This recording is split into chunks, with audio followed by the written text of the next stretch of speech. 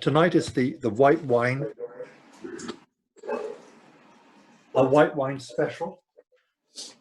And I know that some of you have wondered, we spent 6 weeks talking about red wines, and yet I'm going to sum up white wines in the space of, we'll let them wait, in the space of one class. So why is that?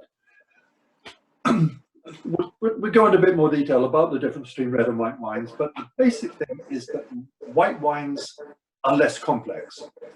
I'm getting an echoing sound. Is that? Put your hands up if that's annoying and echoing to you. It is. You should all be muted, so there shouldn't be any feedback here. We've got 2 more people. I'm admitting.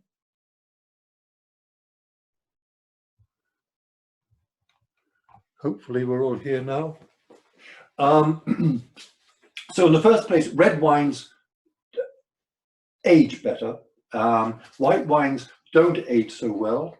The basic thing, as we'll see in just a moment, is that white wines are made by removing the skin and it's pure juice. Whereas red wines, and that's why they're red, because the juice of grapes, whatever the color of the grape, the juice is colorless. So red wines are produced by having the color of the grape. That's what gives it the color. The actual skin of the grape gives the color to the wine. But it's not only the color, it also gives it all the complexity.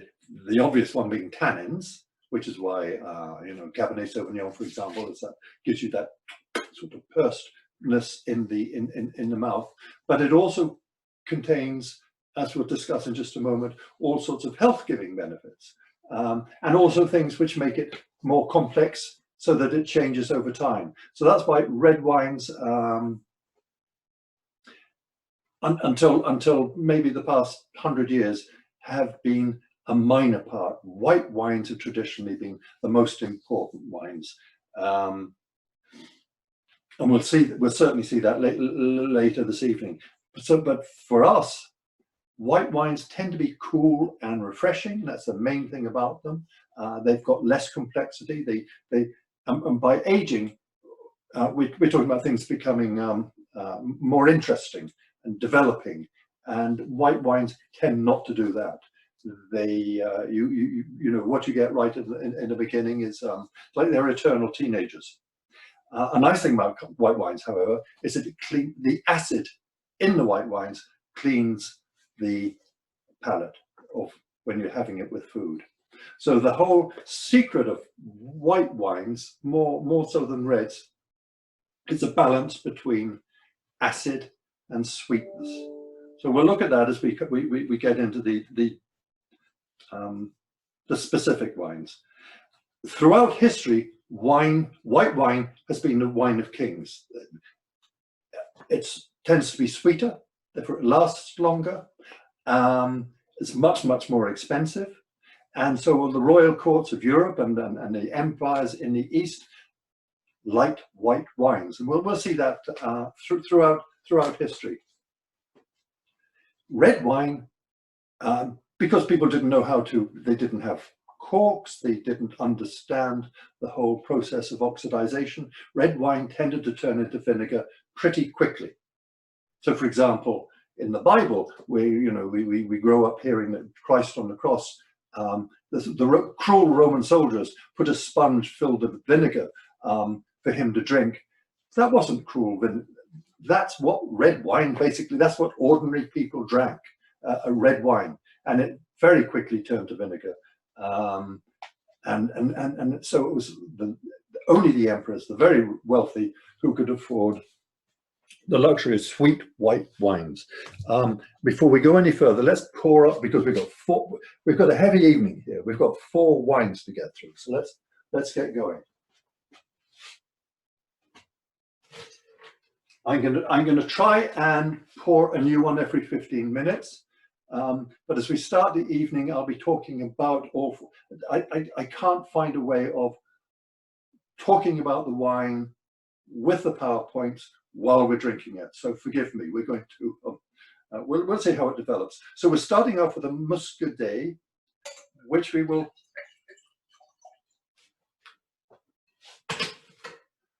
discuss in just a second, but let's, and here's an important thing. When you're drinking wine, you always want to go from whites to reds, from light to heavy. So this evening, they're all whites, but we're starting off with the most acidic, if you like, the lightest, and ending up with the heaviest. And that's why you don't need, that's why the succeeding wine overcomes this one.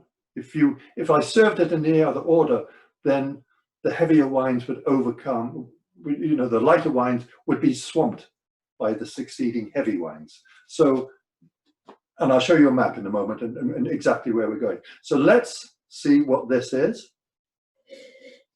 It's very, very, very light, very, very acidic.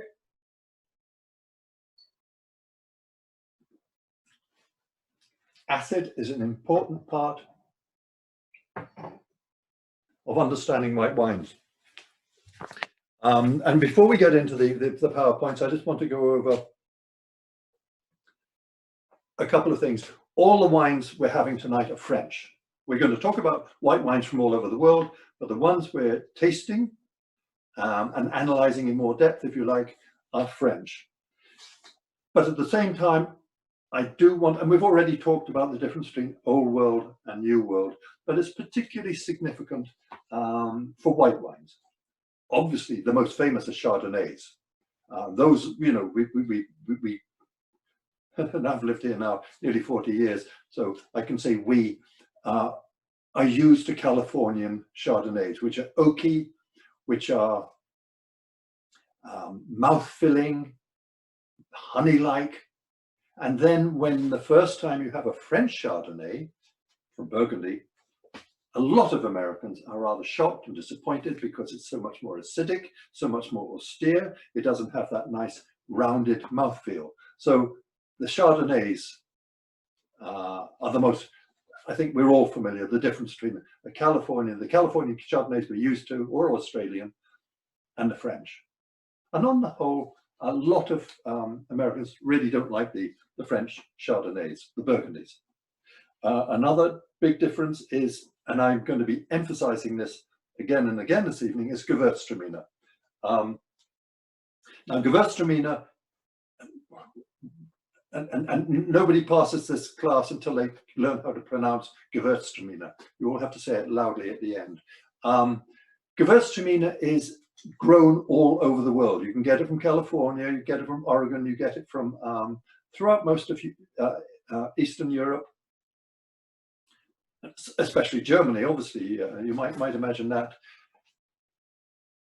For me, it's one of my favorite white wines, but only when it comes from Alsace. And that's why I was very specific this evening about saying, try and get it from Alsace. Some of you may have got a German one, you may have got an Oregon one, and even an Australian one. And we'll talk about it when we come to Gewürztraminer. But the difference is enormous. And the other big difference, of course, is the Sauvignon Blanc. We're having all three of these grapes this evening. And Sauvignon Blanc has, for hundreds of years, the French, the Upper Loire, that's where Sauvignon Blanc comes from.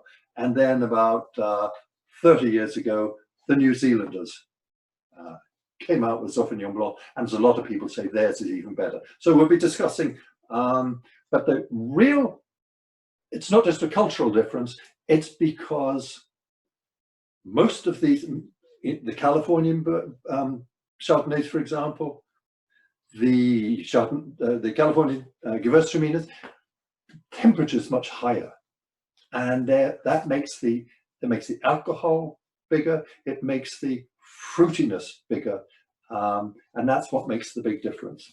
Anyway, let's get into specifics.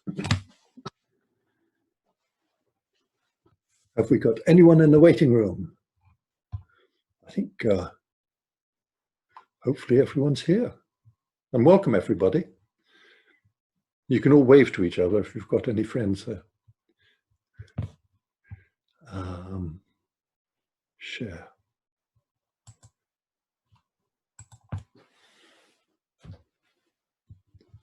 So now you've all vanished from me. Hopefully you can all see each other. I'm not sure.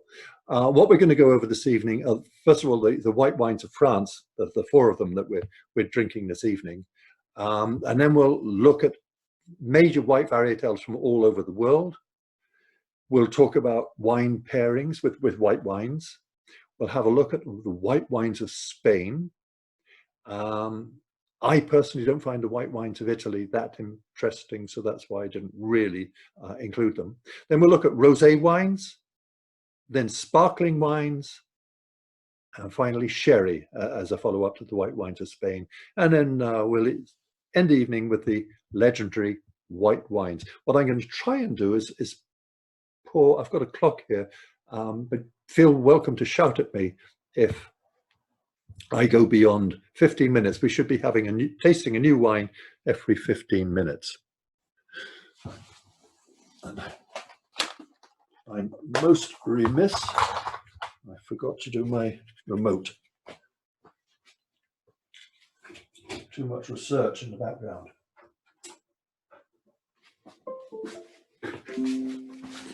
Let's see if this works.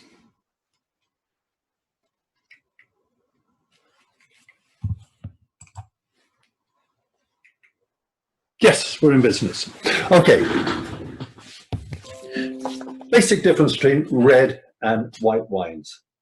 Well, first of all, obviously, red wines are made from red, dark grapes, and the white are, on the whole, made from white grapes. I chuckled there because that's not entirely true. You can make white wine from red grapes, because whatever the color of the skin of the grape, the juice is colorless.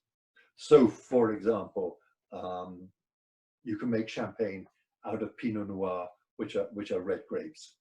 But you peel the grapes, you take the skin off before you make the wine. Red wine, the important thing with red wine, it's fermented with the skin on. And the skin not only contains all the yeast, but it contains all sorts of phenols, which are good for the health, which is, that's the whole secret of they did some research a few years ago on why are French people so healthy. It's because they drink a lot of red wine, and the redness comes from the skins, and the skins contain all sorts of complex molecules which are good for the health. In addition to changing the color of the grape and the wine, but also allowing the wine to age longer. So, but the white wines are fermented with the skins off. Red wines are higher in tannins. The most obvious example is Cabernet Sauvignon, the big favorite with the English, because it would travel a long while because it had high tannins. The white wines don't have the tannins, means that they can be drunk immediately. When you've got high tannins in a wine, you need to let it age for those tannins to soften. And all those big words down below, antitoxins, polyphenols, resveratrol, are all contained in the skin, and therefore they're only found in red wine, and they're not found in white wines. And all those things help the wine to age and to improve, which is why we hang on to red wines for a long time, and they are good for the health, whereas white wines tend to be drunk very young. There are a few exceptions. Some Rieslings, some Chardonnays can age better, but mostly you drink them young and cold or chilled, and that's what we're doing this evening. Hopefully, you all put yours in your fridges this morning. Red wines benefit from aging in oak barrels. That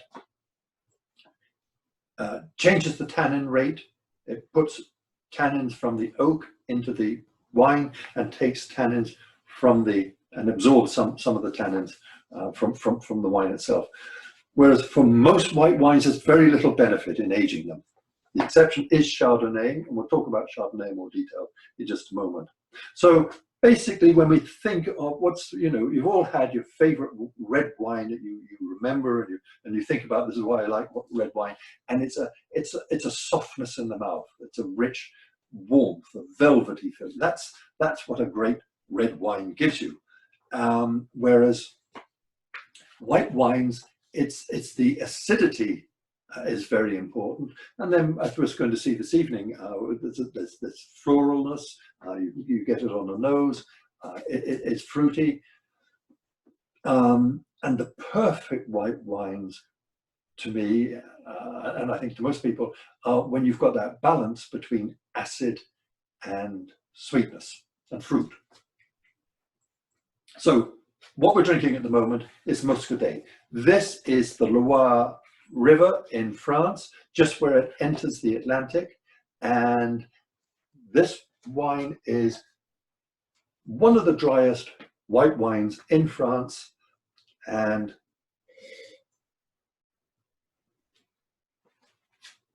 I think you can taste the mineralness there. It's dry, it's austere. So what we'll do this evening is move up the Loire Valley, and in a moment I'll show you a map, so you'll see exactly where we are. And we're going to Poulet-Fumé. It's a village on the Loire, Poulet-sur-Loire.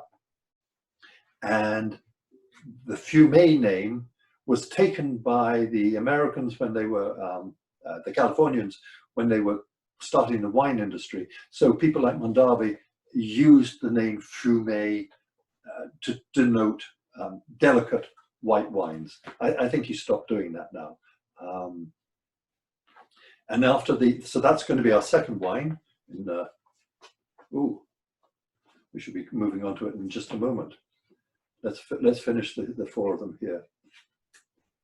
Poulet-Fumé. The reason I picked these two wines is because they are, so can be mixed up. But Poulet-Fumé is made from a Sauvignon Blanc grape, and it's named after the village in which, where it's grown, the commune. Poulet-Fumé is a Chardonnay. It's from Burgundy, and it's also called after the commune where it's grown. But they're completely different wines, completely different grapes.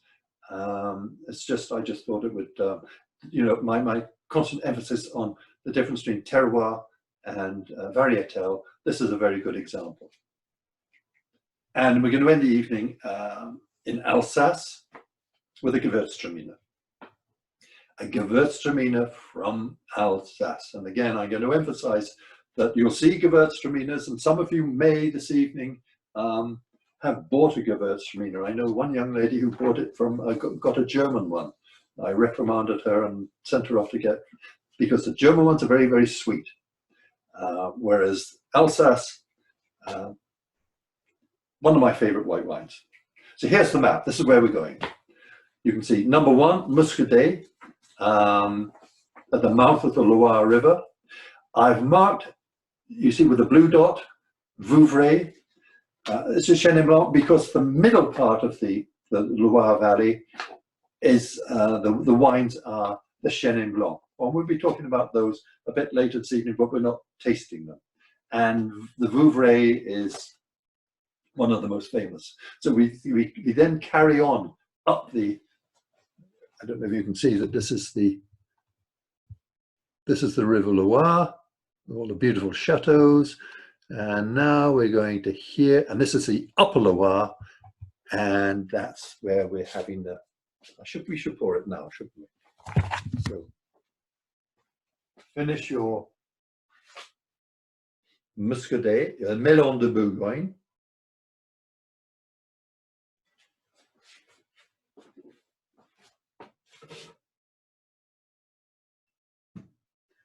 Now we're having, I should pour a smaller amount this time, Poulet-Fumé.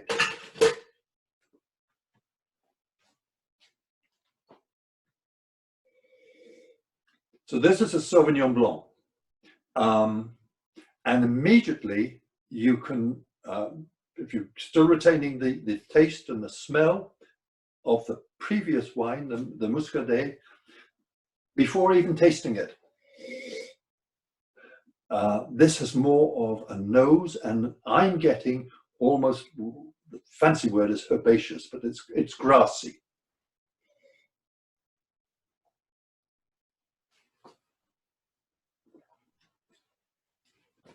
Doesn't have much more body than the melon, but it has more of a presence. And again, we're coming back to all these wines in a bit more detail. What I'm trying to do here is just show you geographically where they come from. So that's number 2, the Poulet Fumé, Sauvignon Blanc. And then we're going to, so we're still in the Loire Valley. And now what we do is we're going to cross over the little bit of the Massif Central to Burgundy, where we have the Poulet Fuissé. And Poulet Fuissé is a village in Burgundy. It's actually a group of 3 villages in Burgundy. And then finally this evening, we go all the way over to the German border, to Alsace, and we have a Gewürztraminer. And with each of the wines, they're going to become bigger, have more character, more body, if you like. And of course, the final one, the Gewürztraminer, not only has the body and the presence, has a fabulous nose, as we will see. So what we started with is the Muscadet Sèvres. I've got a little map here which explains Sèvres et Maine. This is the River Loire, which has just come down, joining the Atlantic here. Nantes is is almost the port city, and this very dark blue part of the map, you can see there's 2 little rivers, rivers running into the River Loire. So that's why it's called Muscadet Sèvres et Maine. But the actual grape that it's made from is Melon de Bourgogne. And as you can see there, the cheese, what it's most famous for, this one, is for oysters. It is the best because it's dry, it's minerally, it almost, you almost feel like you're drinking the shell of the oysters. The 2 things combine so perfectly. And the other thing worth mentioning is sur lie. What does that mean? It means that the juices, the wine has been left on the lees. The lees are the, I could do a test for you all here, but you know, fermentation is the oxygen, the yeast in the skin, working on the sugar in the body of the grape and turning it into alcohol. And then the yeast dies. It's after eating the sugar. And normally you get rid of the yeast, but in some cases they leave the wine to age for a short period of time on the dead yeast. In particular, the big Chardonnays of Burgundy are famous for that. It's called sur lie, because that adds complexity to the wine. They also do it with champagne, where again, and we'll talk about it in just a moment, when the bottles are turned upside down, the dead yeast is there, and that adds complexity to the wine. And finally, Muscadet is famous for making the wine sur lie, means leaving it on the dead yeast. So it's just the big Chardonnays of Burgundy, Champagne and Muscadet. So that's how we started the evening. And please do remember, next time you have particularly oysters, but any sort of seafood, if possible, get a bottle of Muscadet to go with it. So what we're drinking now is Poulet Fumé. It's a Sauvignon Blanc.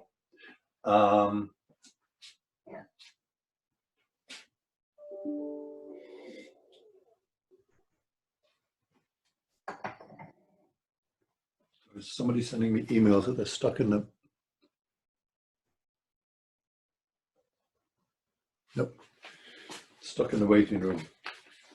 I don't know if you remember the long map of the River Loire, but the upper Loire You're getting towards the Massif Central, and the landscape's becoming much more bare. And really, the only two activities up there are wine growing, and the only grape they grow is Sauvignon Blanc, and the rearing of goats. You can imagine all the chopped, closely cropped fields. So you've got two villages up there. I don't know if you can see, yes, Sancerre, which is the most famous, and Poulet-sur-Loire. And they're on opposite sides, and the two of them have been, for many years, the most famous villages in the world for producing Sauvignon Blanc.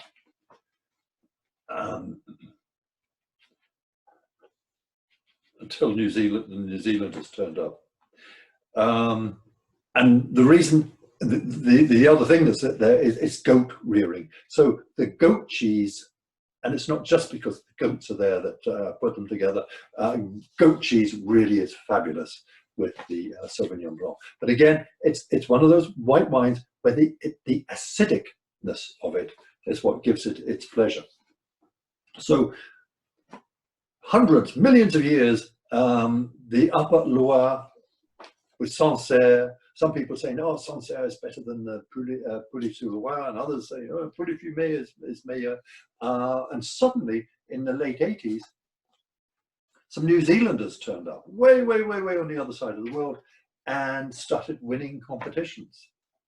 And I think the world is divided, well, America's evenly decided, almost evenly decided, not quite, between Trump supporters and anti-never-Trumpers, and in the same way that wine culture is divided worldwide between those who think that the Upper Loire is the best place for Sauvignon Blanc and those who think that New Zealand is. But New Zealand has really well established itself as producing world-class Sauvignon Blanc, which competes with the best of the French. There's an amusing description of New Zealand Sauvignon Blanc, which is cat's pee on a gooseberry bush.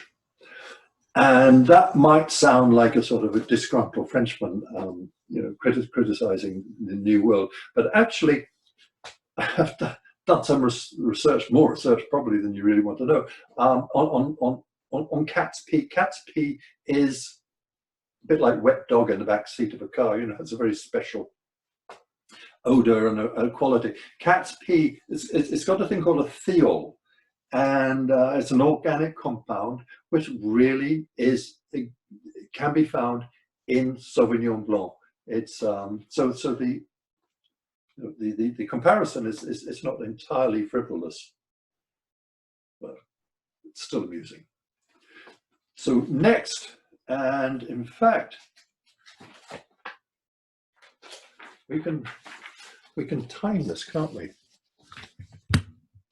If we say, so what we're drinking now is Poulet-Fumé, and it's a Sauvignon Blanc, and the quality is, and that whole thing about the New Zealanders with the cat pee, but they also, it's very strongly described as being smelling of grass, and I'm getting the smell of grass from this. But now we're moving on to Poulet-Fumé, which is Chardonnay from Burgundy.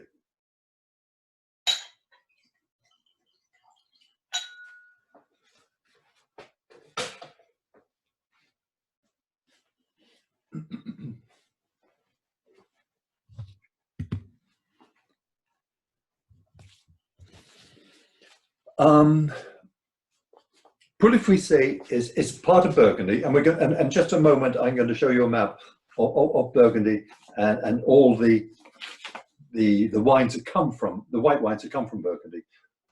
Poulet-Fumé is just one section. It's in what's called the Mâconnais, the southern part.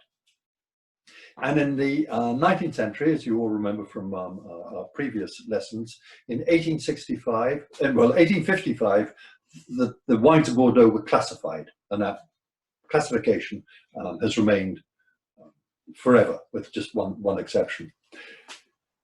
10 years later, the wines of Burgundy decided, well, they needed to have a classification. And if you remember, I went in sort of great detail about how the classification said the lowest level is the village.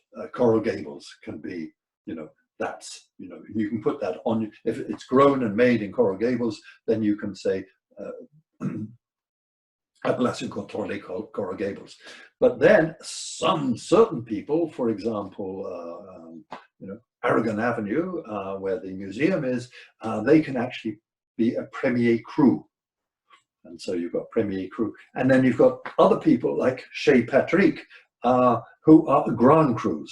So you had these three levels throughout Burgundy. But in order to be classified like that, you actually had to go along to Beaune, the capital, with your wine. And well, the wine growers at Pouilly-Fuissé were so arrogant and so, this is back in 1865, so convinced that their wines were so superior that they didn't need any of this. You could have all the Premier Crus and the Grand Crus elsewhere, but then above that you have Pouilly-Fuissé. So they never turned up and they never got registered. So over more than 100 years has gone by, and the classification of the wines of Burgundy are well established. And there you got Pouilly-Fuissé. There are no Premier Crus, there are no Grand Crus, they're simply Pouilly-Fuissé. Unbelievably, in this year that we're almost out of, this awful year that we've so far survived, turned out to be a good year for Pouilly-Fuissé and the farmers.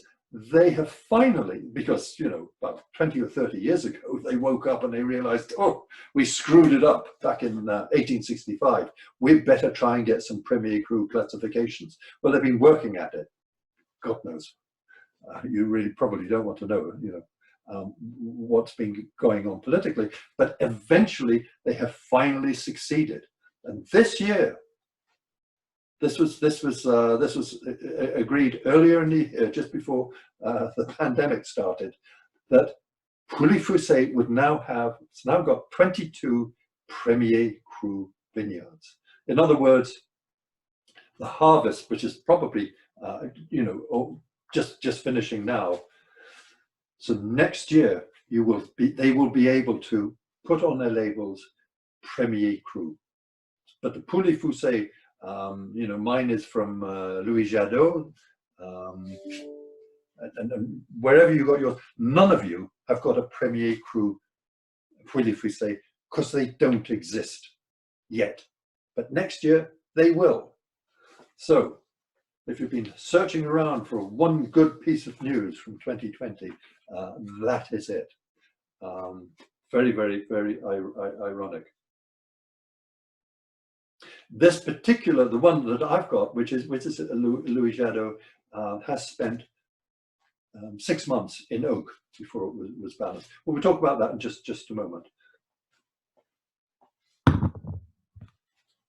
And again, with the cheeses, as you can see there they are. I've listed the really richest Délices de Bourgogne, my favorite, the Brillet Savarin. And I always prefer Camembert to Brie anyway, because it's richer, it has more texture. But that's what you want with a Pouilly-Fuissé, or indeed with any Burgundy, a white Burgundy. And later this evening, we're not pouring that yet, because after you've drunk this, then you can't. We can't go back. The Gewürztraminer. And the cheeses with this are not only as I said here, the Munster, the Stilton, the Gouda, but, and I'm not sure about this, but there's a big school of thought that says, oh, Gewürztraminer can accompany Chinese food or Oriental food. I've spoken to some Oriental friends, and they disagree, and some do agree. So but anyway, I'm just throwing that out, that is something that can be argued. I love Gewürztraminer from Alsace. To me, the first time I ever had it, it was like somebody bringing in a big bouquet of flowers. The smell was, it's so floral.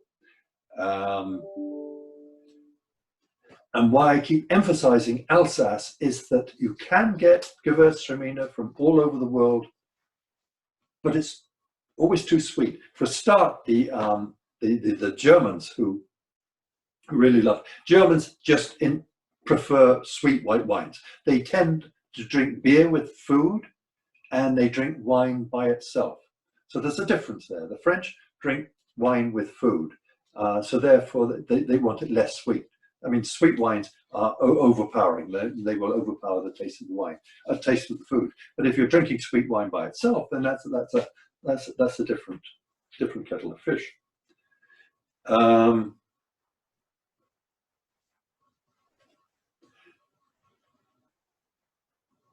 Are we ready to? No, we're not ready yet.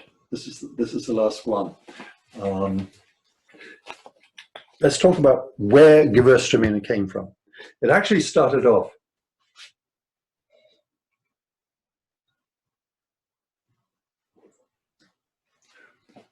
the other thing to talk about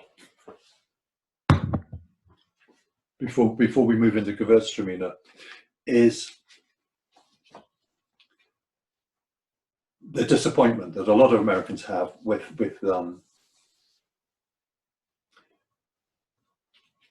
the Chardonnays from Burgundy. And did we? Oh, I'm sorry. We're going to talk about the Chardonnays from Burgundy in just a moment. I just wanted to explain where Gewürztraminer came from. I'm sorry. This is something I dug up about 15 minutes ago, and I don't have it on my notes. The Gewürztraminer originally, the actual vine came from a little village called Tramin, which is in the upper, just in the foothills of the Dolomites. But if you remember, through really until the middle of the 19th century, that was part of the Austrian, even though it's now in Italy, it was part of the Austrian-Hungarian Empire. And in the same way, if you remember in our last class when we were drinking Primitivo, I explained that Primitivo was originally this name which I can't pronounce, a Kisznak Kastelbalanski grape from Croatia, which was also part of the Austrian-Hungarian Empire. And if you remember, the Austrian emperors took it up to Vienna, and then they took it over to New York, and then in 1849, with the discovery of gold in California, it went over to California where it was planted, and we end up with Zinfandel. So there was a whole story there that we explored. And in the same way, the emperors based in Vienna took this Tramin, this they call it Traminer, the grape from the village of Tramin, small village, but that's where the grape came from, and they called it in the German slang at the time, Gewürz. Apparently meant the spicy or the floral Traminer, because there are various varietals of Traminer around, but the Gewürztraminer is the floral one, and the one that I love. So the Austrians gave it to the Germans, and then those of you who know me, my background, know that I'm a Proust scholar, and Marcel Proust was born in 1872, and that was the year of the Franco-Prussian War, when the Germans invaded, Germans invaded France, and poor Marcel Proust was born under terrible circumstances, and at the same time, the Germans, after they left, they hung on to Alsace, and they kept it. They kept it until the First World War. And while they were there, they planted this Traminer grape.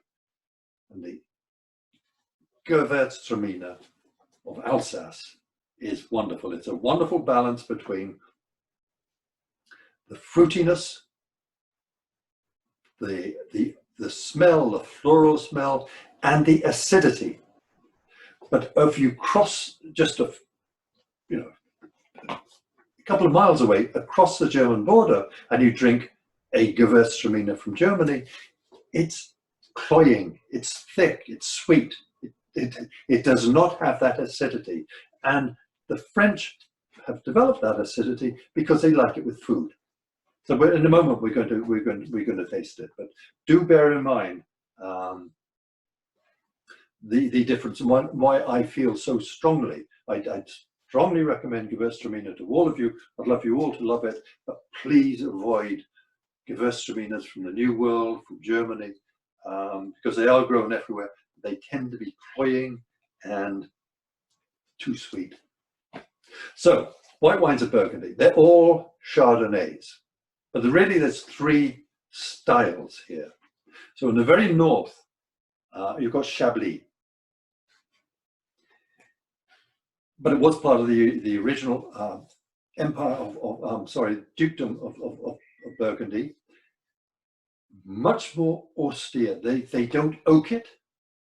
So if you want a real taste of pure Chardonnay, people who love Chardonnay, the grape, they love the Chablis, and it's long been regarded as one of the greatest Chardonnays. To the Americans, it has an unfortunate background, because back in the early 20th century, when they started the wine industry in California, they thought, well, we've got white wines, we've got red wines here, what should we call it? We'll call it Burgundy, okay. And we got white wines here, what should we call it? We call it Chablis, which eventually became jug wines. And so, you know, the Americans' impression of Chablis tends to be jug wines. It's not. It's actually one of the finest and most delicate of all the, because they don't put it in oak barrels and age it. It's the pure grape. Plus, it's very minerally. It's very austere, and there are people who will only drink that. Then we go to the main part of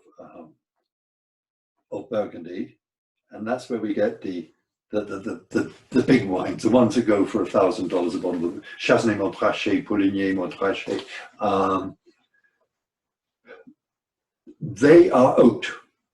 By oaked, I'm sorry. I mean they're aged in oak barrels, and the oak barrels gives them complexity. They have what's called a malolactic fermentation, and they're almost treated like red wines. And then we move south to Pouilly-Fuissé. And as I explained to you earlier, and this is the area where Pouilly-Fuissé is called the Mâconnais.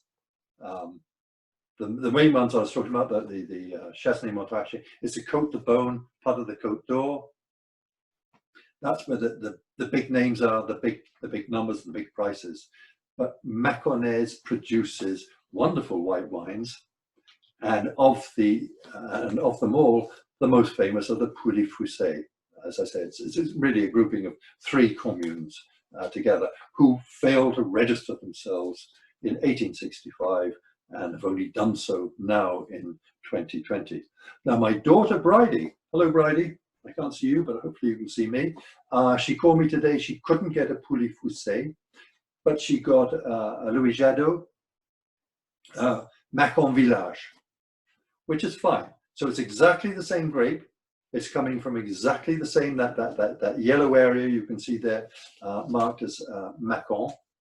It's a Mâconnais wine. It just doesn't have now hers might well be as tasty or better than the Pouilly-Fuissé that we have.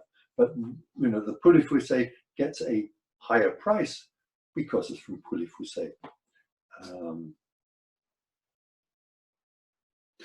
Another thing before we leave Burgundy, the white wines of Burgundy, the Chardonnays,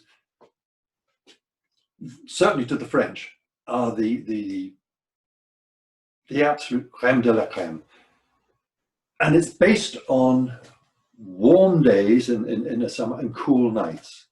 But with climate change, if you can imagine the climate moving north and north, the criticism that the French have of American Chardonnays that we're all used to, is because most of them come from California, where there's the heat, there's more, it's warmer.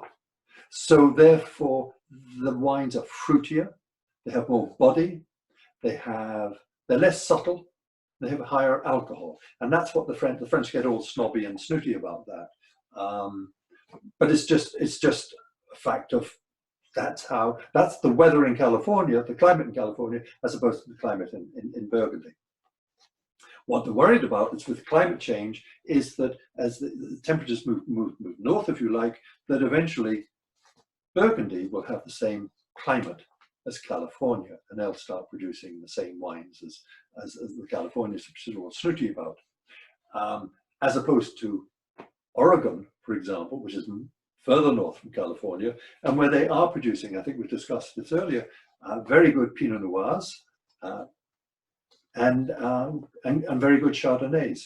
So this is something to be watched, something to for our grandchildren to worry about.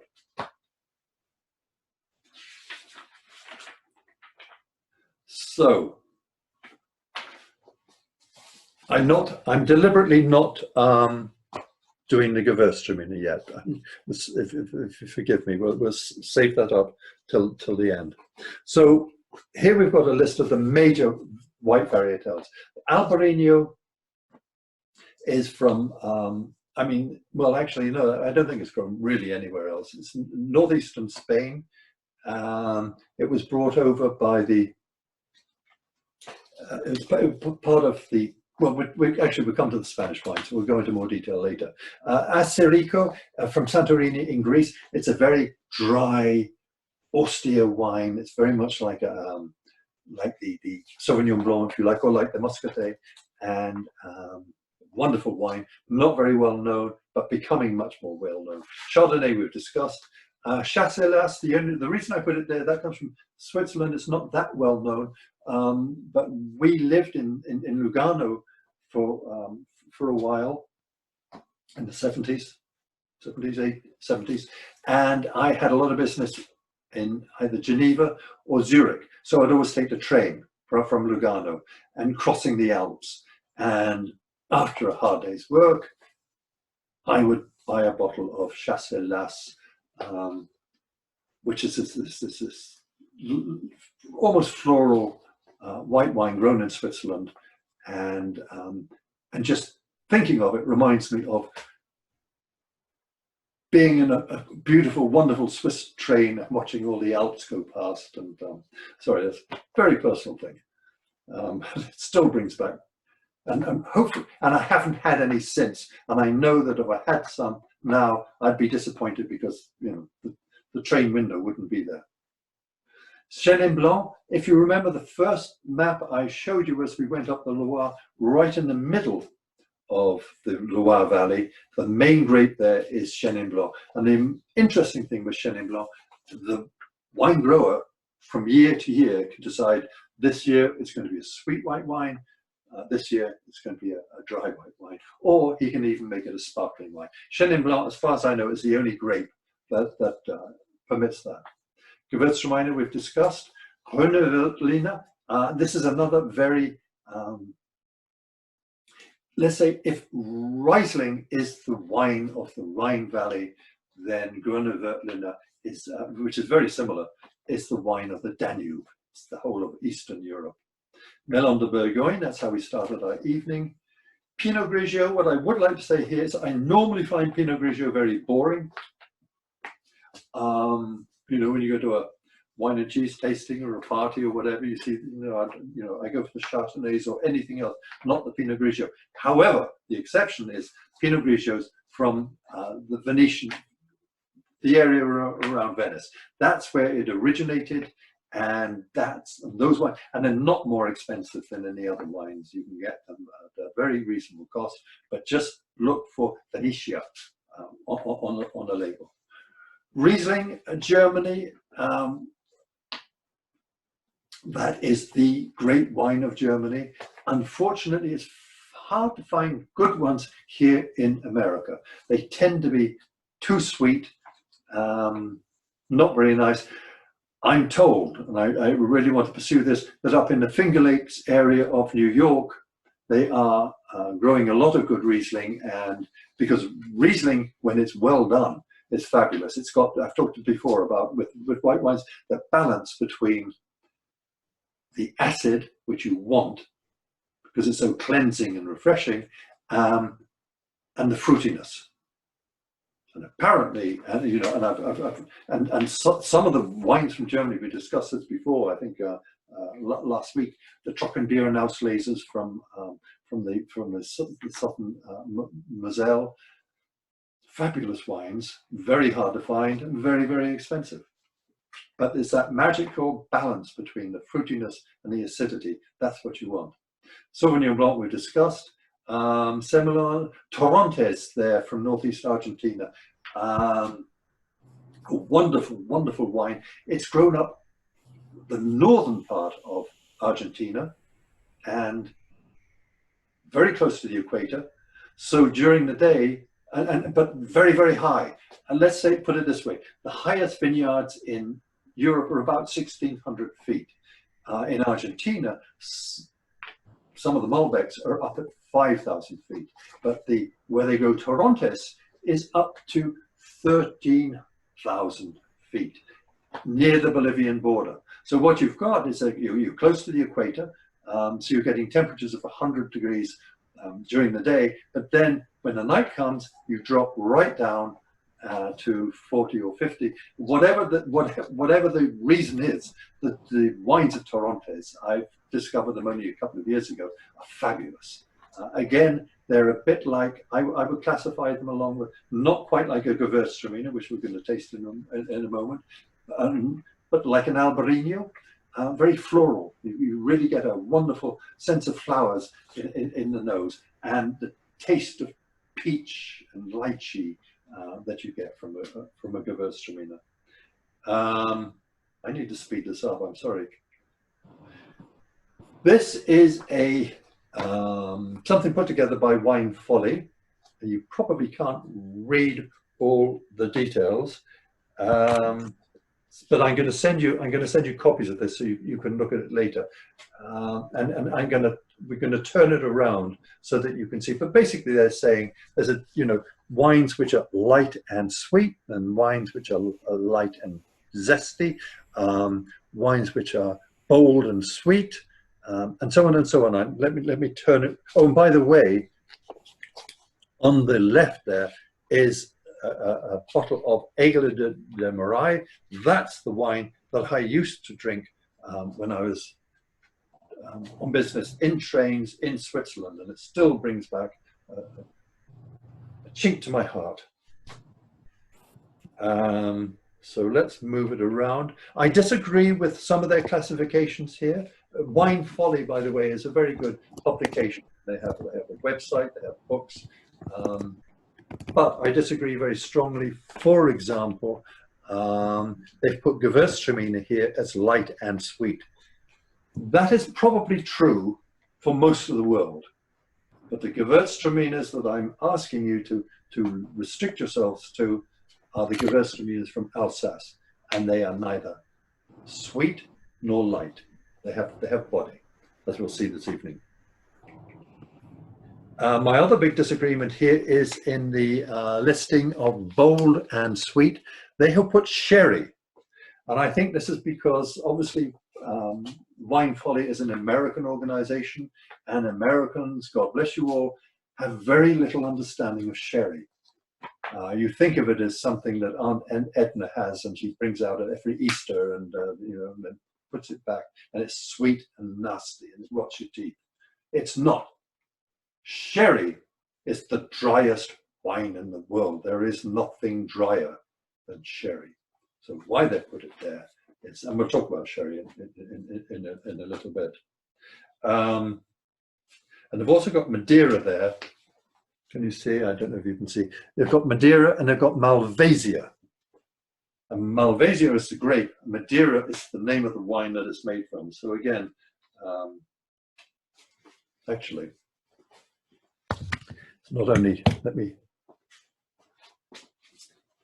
while we're on the subject, my favorite wine, my favorite book.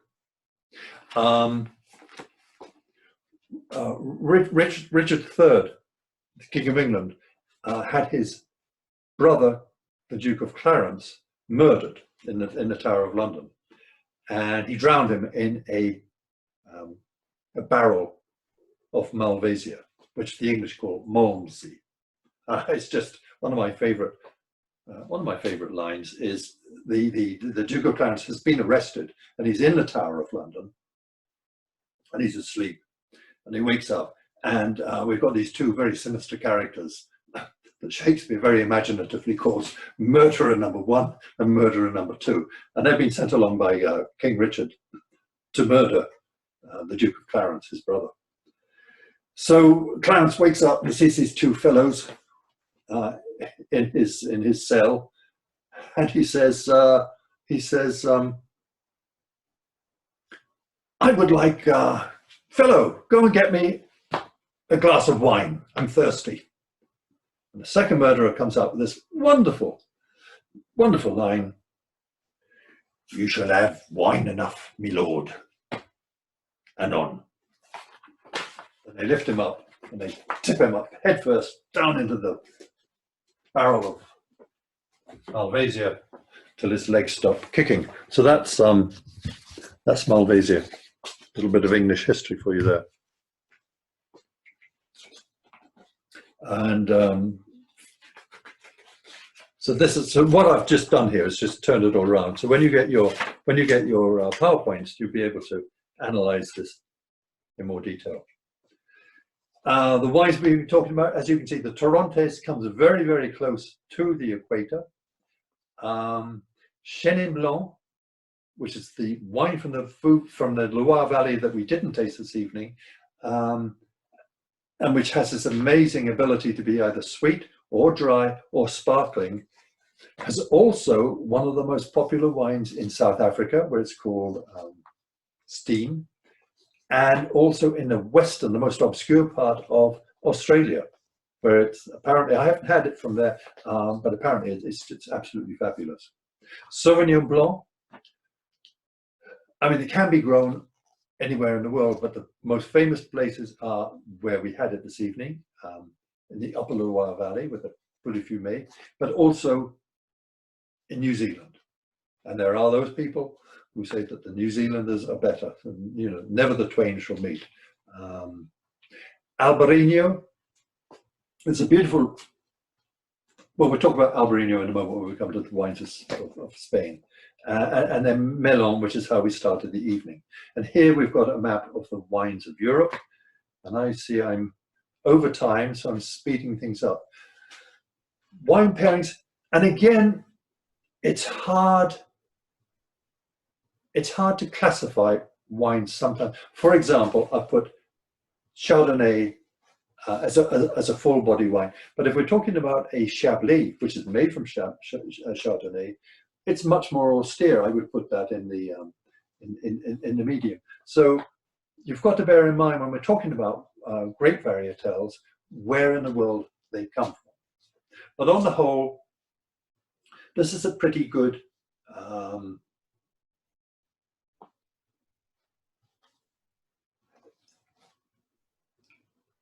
the Viognier and the Chardonnay are much more full-bodied. The Gewürztraminer that I keep promising you, and we'll get into in just a moment, you'll see it's more full-bodied.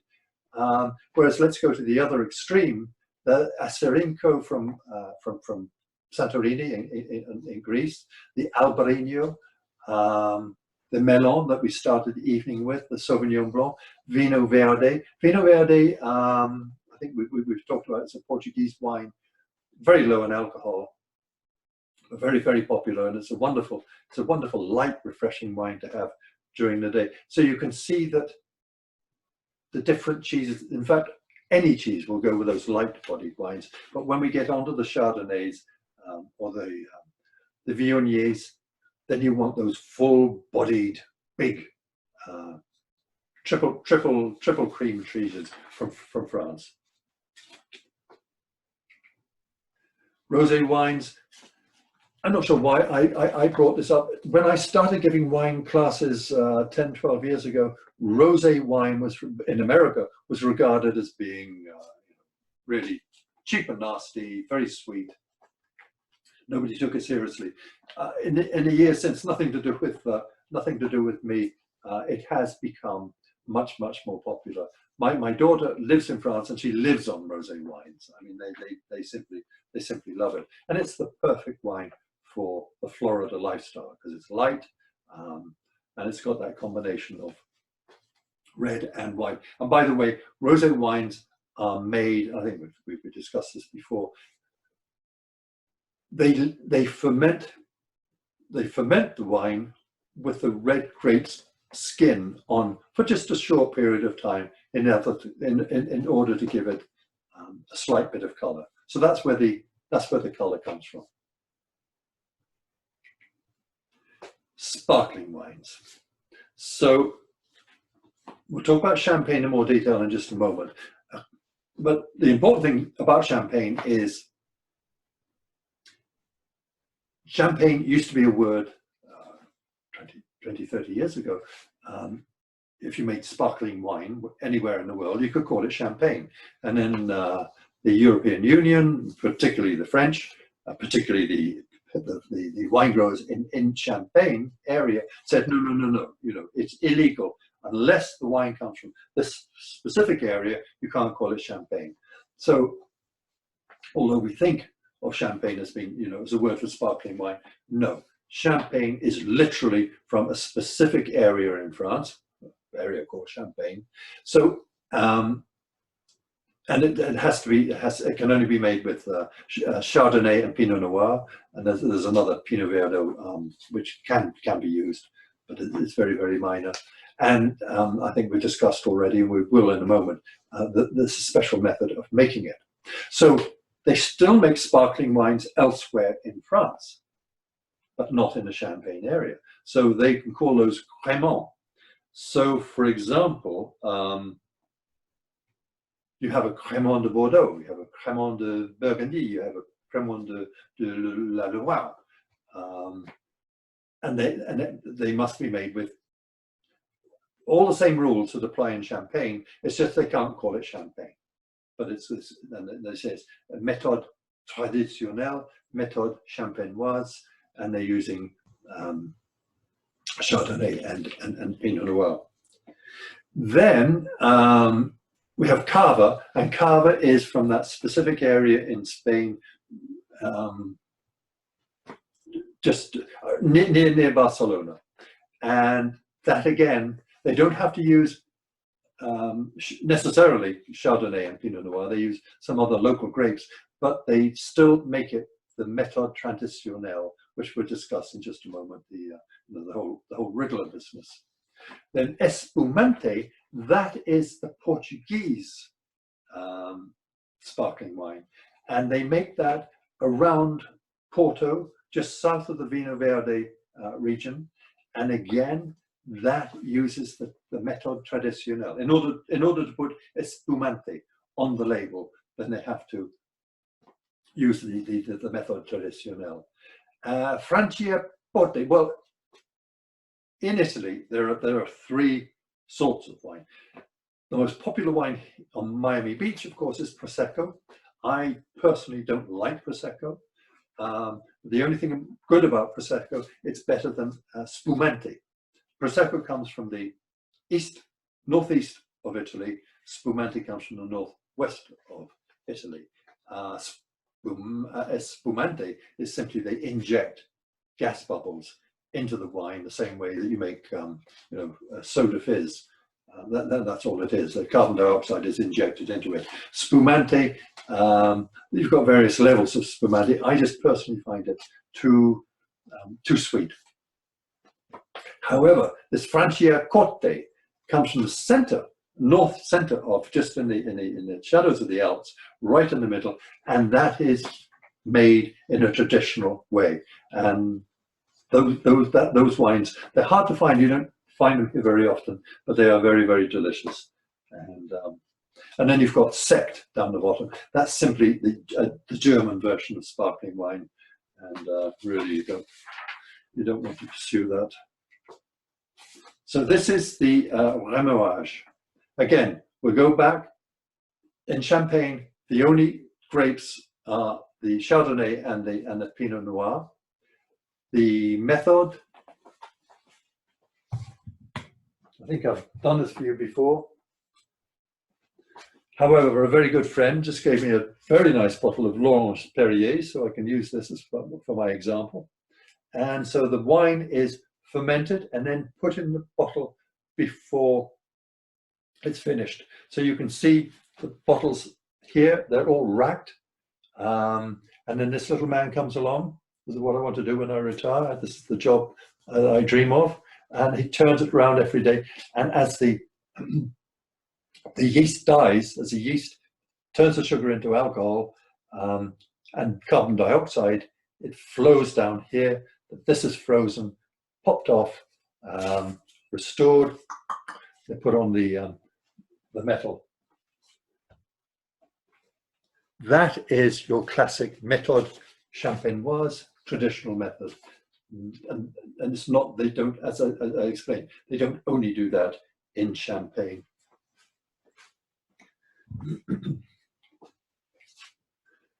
Here are the two methods. So the méthode champenoise, as I explained to you, then the méthode Charmat, they do it in steel vats. So but under pressure. So the steel vats are, the pressurized stainless steel vats. And then when they're put in the bottle, again, and I think I told you this before, the champagne bottles, or sparkling wine bottles, are thick glass because they have to put up with 90 pounds per square inch pressure. And your car tire is 30 pounds per square inch. So with the méthode Charmat, they do the same thing, but the last part, they put it into the bottle and then they drop in a little bit more of sugar to continue the fermentation, which is going to produce the carbon dioxide, which will make it all blow up. I think now is the time for Gewürztraminer. So, and I'd be interested to find out from you how you think how this French Chardonnay compares with the usual California.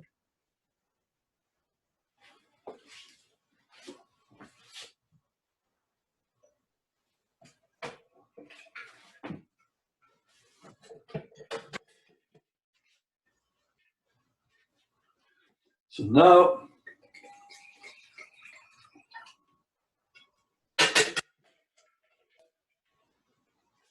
so the first thing we do with the Gewürztraminer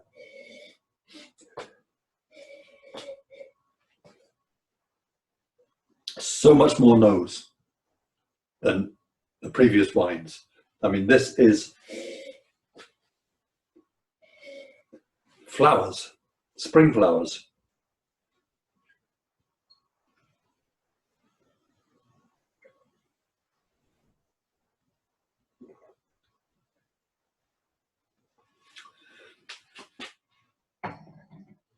And there's so much more body. And can you see why I objected to the wine folly describing this as putting it as light and sweet? It's not light. This is full-bodied. You can roll it around your mouth. You can feel the texture of it.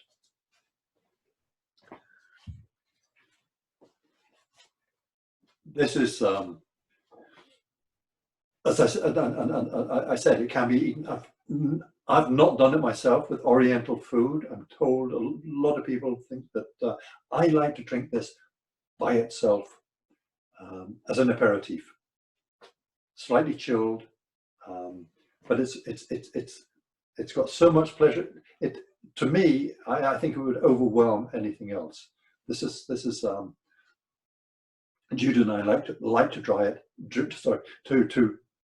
drink it by itself, you know. Late afternoon, early evening, before the meal. So now we're moving to the white wines of Spain. I've mentioned Albarino. That is, and I would, okay, let's talk about floral white. Floral meaning it's the scent of flowers. The top one is Gewürztraminer. But interestingly enough, the Albarino, which really only comes from this part of Spain, apparently in the Middle Ages, the big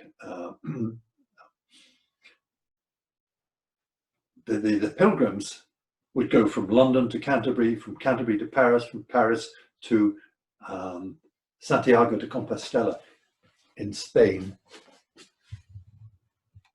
Right there, biggest pilgrimage in Europe. And they would come from Prague, they would come from Cologne, there's still routes all across Europe that the pilgrims would take. And then when they got to Compostela, which is famous for its scallops, people, in the Middle Ages, they didn't have postcards. They would take a scallop shell and take it back, and that would be their way of showing that they had been to Compostela. And even today, if you go on any of the old traditional routes across Europe, whether you're going to Prague, whether you're going up to Paris, whether you're going to Cologne, there are places where you'll see the sign of the scallop, because that was a way of indicating that you're a pilgrim, you can come and spend the night here. So that is still there. So the story is that the Cistercian monks in the 12th century did the pilgrimage from Cologne, and they took with them vines and planted them there, which is where the Albarino come from. And Albarino in the local medieval dialect means white wine from the Rhine. So anyway, it's a delicious wine. And if you haven't tried it, you should. It's not quite as floral and rich as the Gewürztraminer, but is obviously related to it. And it's a lovely story. Then just south of the Albarino, the Rex Baxus, in northern Portugal, you get the Vinho Verde. And that was very much, as I said, it's low alcohol, and everyone grows it there. So, it's not, I mean, now you've got commercial people making it and exporting it and bottling it. But I used to spend a lot of time in northern Portugal, in Porto, and everyone I knew, when you go to their houses, they've got the vines climbing up the telegraph pole or up on the roof, and they pick the grapes, and everyone takes a great pride in making their own wine. Pretty disgusting, actually, but it's. I mean, some of the amateur producers, but it's a very delightful wine, and it's becoming quite popular here. It's the perfect South Florida lunchtime. You don't want to get drunk, but it's refreshing. It's cool, and it's become quite popular now. Verdejo wines from the Rueda area, some of the oldest in Spain. I didn't know about them until recently. One place where you can get them is the Taverna Giralda, on Giralda Street, behind the Coral Gables Museum. Delightful wines. Mouth-filling, refreshing, but they've got peaches and that sort of gooseberries, and very, very fruity, delightful. Thoroughly recommend it, Verdejo. And then finally, we go down to sherry, and you can see why I got so cross that Wine Folly were putting sherry in as a sweet wine. The main grape that makes 99% of sherries is Palomino, and that is so dry. And here I've listed the different sorts of sherries. You've got Fino, Manzanilla, Amontillado, Oloroso. Have a look. The sugar grams per litre, almost non-existent. But yes, they do make sweet sherry, and they deliberately make sweet sherry, and which is also delightful. But they use a different grape, Pedro Jimenez, they call it PX. And that's got an enormous, that really is sweet. But most sherry is, and again, the English tend to drink sherry as an aperitif before the meal, very dry. You can go anywhere in Spain, and however chauvinist the locals are about their own particular wine, they will still serve you sherry.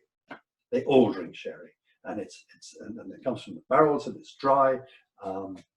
So I'm constantly trying to encourage more sherry drinking in America. It's a delightful culture. I want to encourage it. It's made, and I think we've discussed this before. You can see here it's called a Salerno process. So you've got the top barrel, and that's where, well, let's go to the bottom barrel. That's where you bottle the wine from. And you take out about 1/3 of that bottom barrel and you put it in the bottles, and that's what you're going to sell. And then you top up that bottom barrel with the row of barrels above it. And you top up that with a row of barrels above it, so on and so on and so on. And the top barrels is where you put this year's harvest. So think about it. This is all mixing up. So you've got this year's harvest in the top row mixing with last year and the year before and the year before, and you know how. And some of these places go back a couple of hundred years. So by the time you get down to the bottom barrel, it's a mixture, literally, of a couple of hundred years of different wines mixing with each other, aging together. And that's why on a bottle of sherry you never have the vintage, because the vintage, nobody knows the vintage. Anyway, I love sherry. I do want you all to learn about it. Maybe I'll do a class on sherry sometime. That would be fun. So, to end up, famous white wines. I do love Gewürztraminer.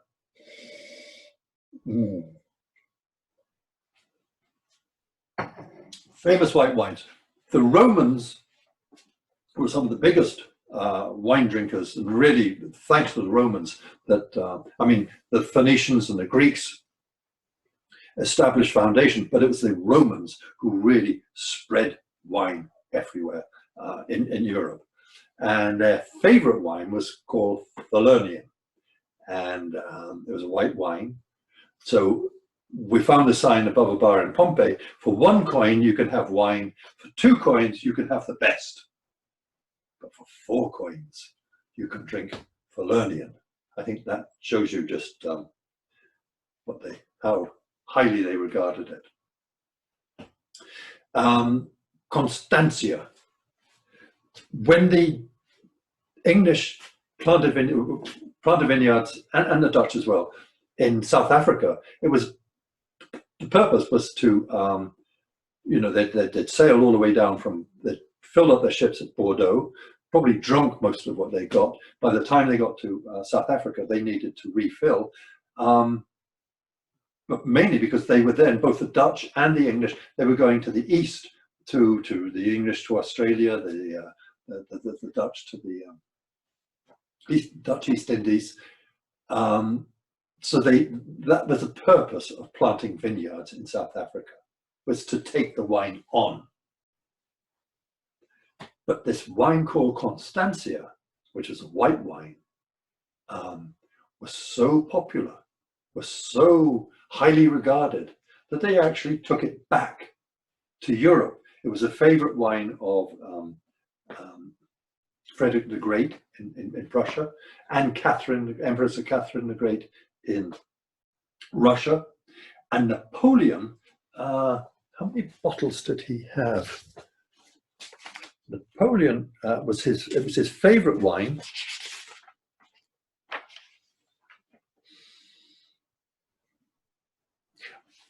(1,126 liters each year. Now, it might sound that's an arbitrary, because between 1815 and 1821, when he died, Napoleon was a prisoner of the English on the island of St. Helena.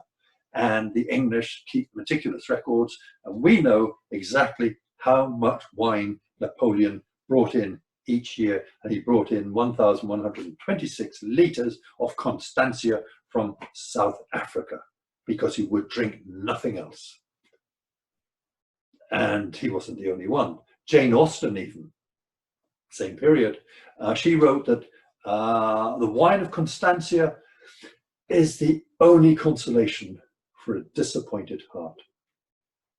And we have Charles Dickens wrote about it, Charles Baudelaire, Constantia wines, and somebody now has bought up the old vineyard, and they're trying to re-establish the wines that all these people so loved. Chateau d'Yquem. I've spoken at length about Chateau d'Yquem. I think it's. I mean, I've spoken over the past several weeks about famous wines, and I speak as though I'm an authority. But most of these famous wines I've never tasted. I'm not a multi-millionaire or multi-billionaire in order to be able to taste them. But this is one that I have tasted, the Chateau d'Yquem. And this particular one cost $117,000 for the bottle, but it was bottled in 1811, and it's bought by Christian Venec, who was the sommelier at the Tour d'Argent, and was also one of the judges in the famous Judgment of Paris in 1976, and is looking very, very pleased. That's the most expensive bottle of white wine ever sold. But I can tell you that just a new bottle of Chateau d'Yquem, it's wonderful. It's one of those things that you just take a little in your mouth,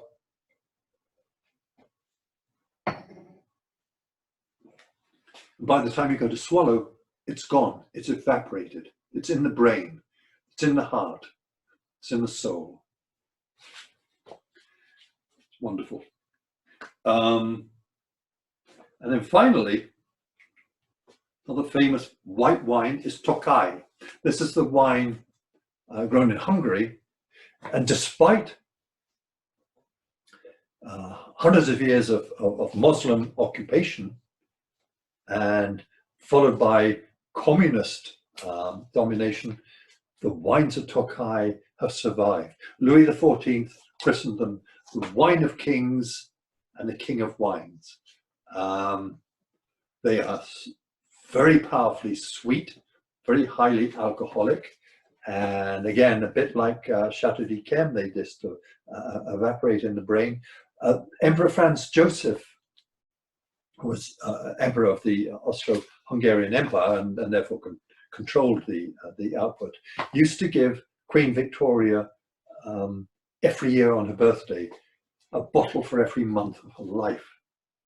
And in the year 1900, he gave her, she was 81, so her 81st birthday, he gave her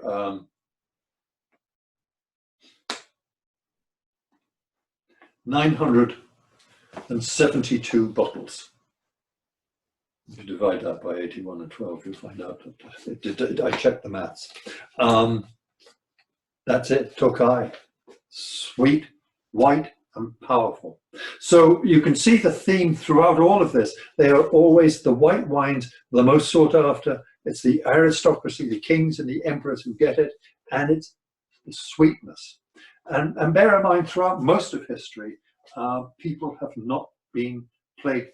We all worry about having too much sugar, in our diet and our drinks and everything else. But throughout most of history, that's not been a worry. So being able to get something sweet has been good, hence the sweet white wines. So let me open us up for questions. I'm sorry I went on a bit, but it is our last class.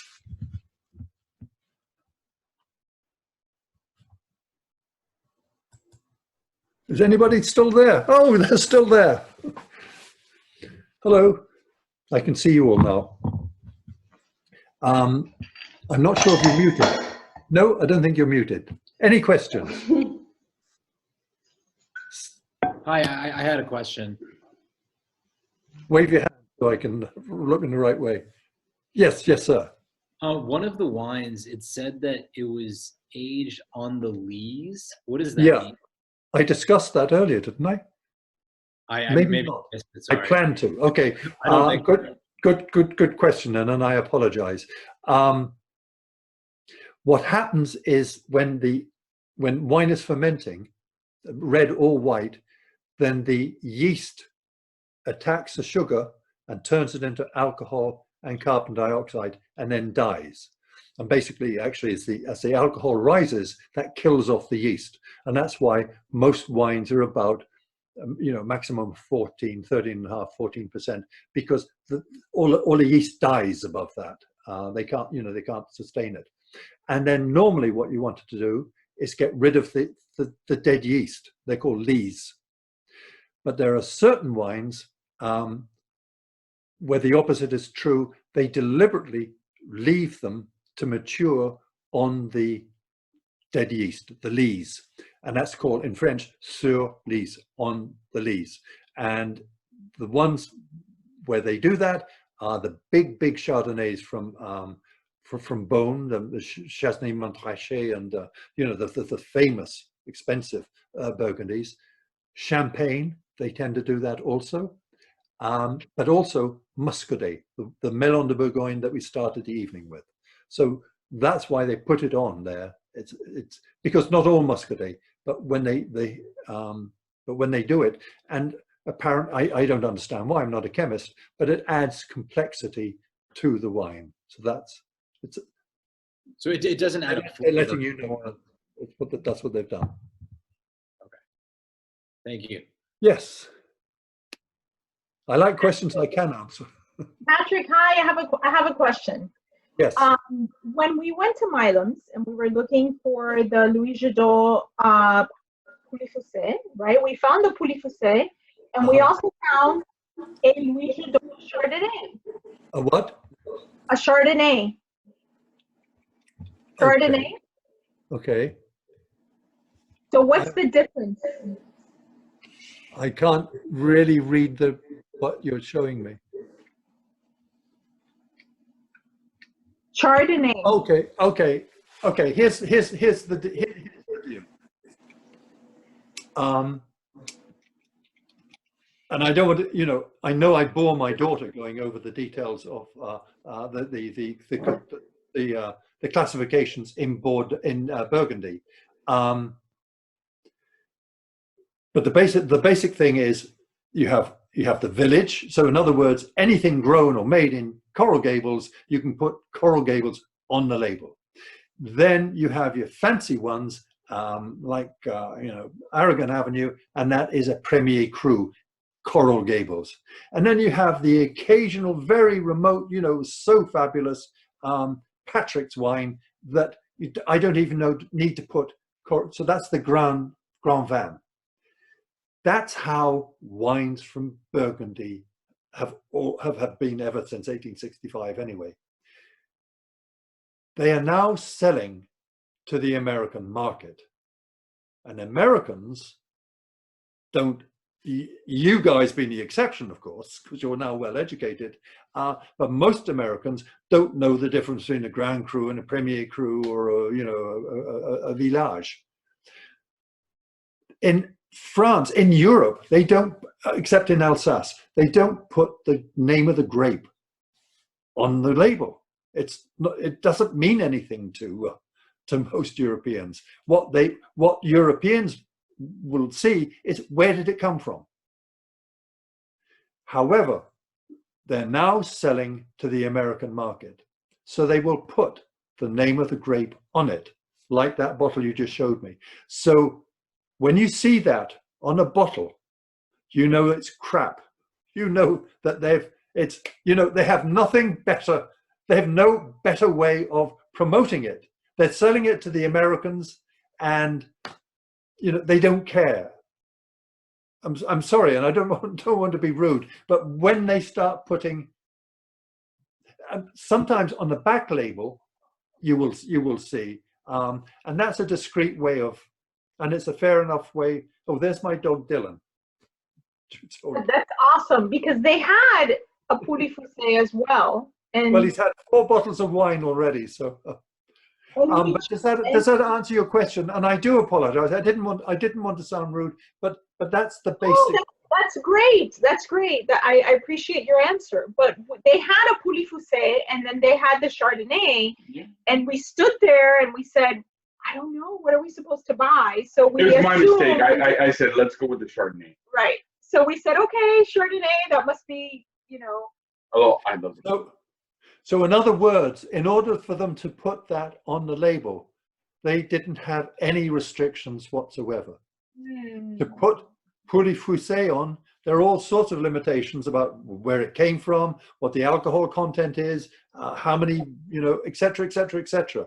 Whereas to put Chardonnay on it, there are no limitations. And you can bet that any French bureaucrat who's controlling what's been, pas de problème, c'est pour les, anyone who buys that is, so I'm sorry, that sounds very rude. I don't mean to be rude, but no, it's good. That way we know. That's how we learn. And honestly, it was my least favorite.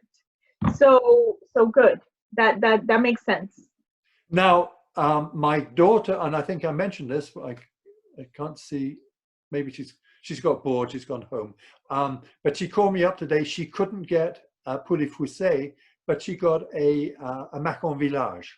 And I think if you remember from the map, Pouilly Foussé is in the southern region of Burgundy, which is called Macon, the Maconnaise. So it's a bit like, let's calling it, going back to our South Florida analogies, that's like Miami-Dade.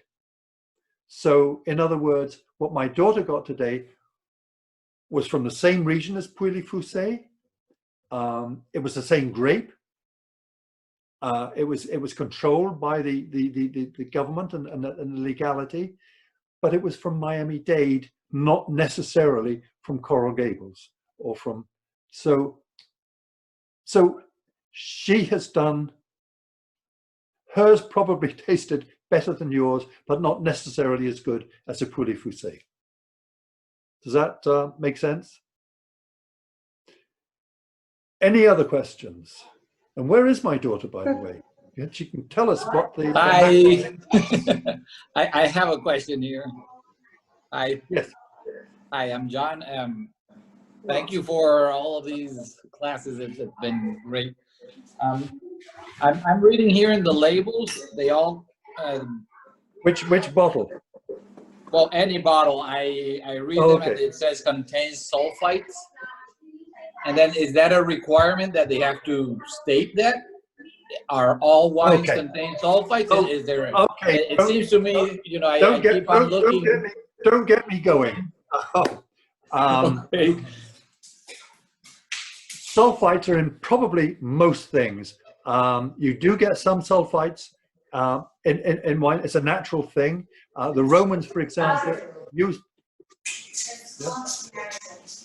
The Romans used to burn sulfur inside barrels before to clean them out.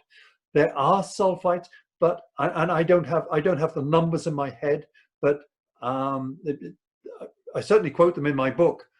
The amount of sulfites in the most sulfuric bottle of wine are like nothing compared to fruit juice or French fries, but because of US laws, they actually have to say it on the bottle. And I'm sorry, I take off in my book with details. I can quote numbers. I just don't hold them in my head.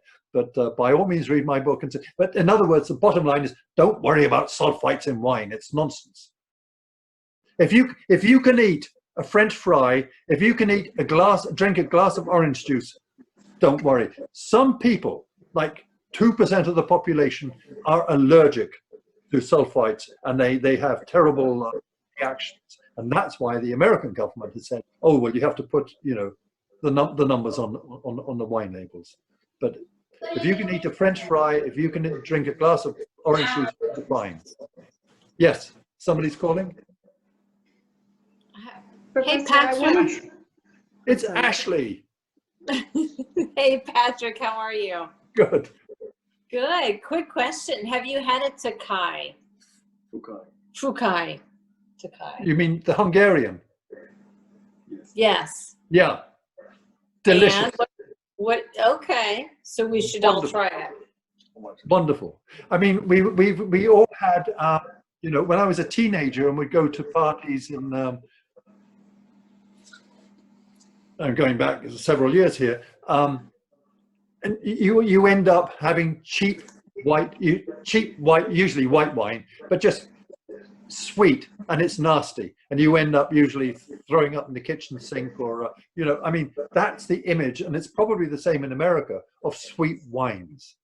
They're nasty, they're cheap, and they make you throw up. Leap from milk. Leap from milk. Oh, Liebfraumilch, yes, and I'm warning you now, guys. Gewürztraminer from anywhere else in the world, but sweet white wines, what we now call dessert wines, are actually very, very, very wonderful. But luckily they're expensive, so teenagers don't drink them in the you know, in the kitchen when they're at a party and have failed to hook up with anybody else. So we're all ready for Christmas. Yeah. Oh yeah. Thank you, Patrick. So how do we? Great class. Patrick, can I ask a quick question? Yes. How do the Rieslings compare to these? I've never tried it, but I know a lot of people that like it. Is it as sweet as, I found this Gewürztraminer, I got the Alsace one, but I found it a little sweet and definitely very floral. How does it compare to that one? You've been to my classes before, so you know sweet is a very difficult word when we're talking about wine, because at one extreme it means high level of sugar, but when we're talking about sweet wine, that's something very specific. You can say this has high level of residual sugar. It's something you can actually measure. You can say, in fact, when we were talking about the sherry, I showed you a list of residual sugar. But at the same time, sweet also means soft, feminine. I don't sound sexist here, but it's soft, it's feminine, it's soft on the mouth. It's not acidic, it's not harsh. And when we have a wine which has got those qualities, we also tend to say sweet. And actually, we don't really mean it's got high residual sugar.